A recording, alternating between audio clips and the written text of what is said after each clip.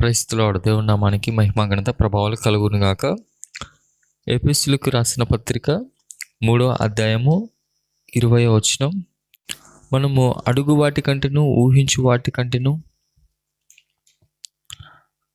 అత్యధికముగా చేయగల శక్తిగల దేవునికి తరతరములు సదాకాలం మహిమ కలుగును గాక.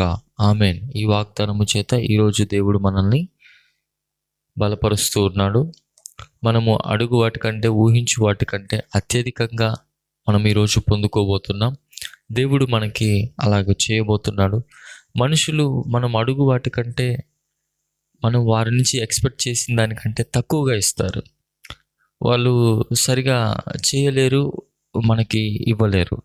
కానీ దేవుడు మనం అడిగే దానికంటే ఊహించే దానికంటే మనం అలాగా ఊహించి ఉండం. ఇంత గొప్పగా సహాయము అందుతుందా, ఇంత గొప్పగా సహాయము కలుగుతుందా, ఇంత గొప్ప సహాయం మనం పొందుకుంటామా అని మనము ఊహించి కూడా ఉండం. అలాంటి గొప్ప కార్యములు మన జీవితంలో దేవుడు ఈరోజు జరిగించబోతూ ఉన్నాడు. ఈ వాగ్దానాన్ని ఎత్తిపట్టి దేవుడు మిమ్మల్ని బలపరుస్తున్నాడు.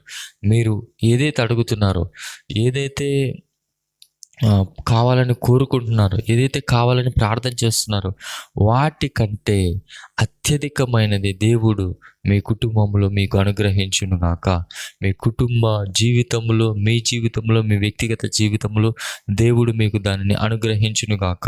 మీ పిల్లలు ఏదైతే అడుగుతున్నారో అడుగు వాటికంటే ఊహించు వాటి కంటే అత్యధికమైన ఆశీర్వాదం దేవుడి దగ్గర నుంచి మీ పిల్లలు పొందుకుందురు గాక, మీ కుటుంబం పొందుకును గాక, మీరు పొందుకును గాక. యేసు నామములో ఈ వాగ్దానం చేత దేవుడు మనల్ని బలపరచును గాక, మనకి సహాయం చేయను గాక, మన పిల్లలకి సహాయం చేయను గాక. అనేక విషయాలలో అడుగు వాటికంటేను ఊహించు వాటికంటేను అత్యధికంగా దేవుడు మీ జీవితంలో, మన జీవితంలో జరిగించును గాక. ఈ వాగ్దానం చేత దేవుడు మిమ్మల్ని బలపరచును గాక. ఆమేన్.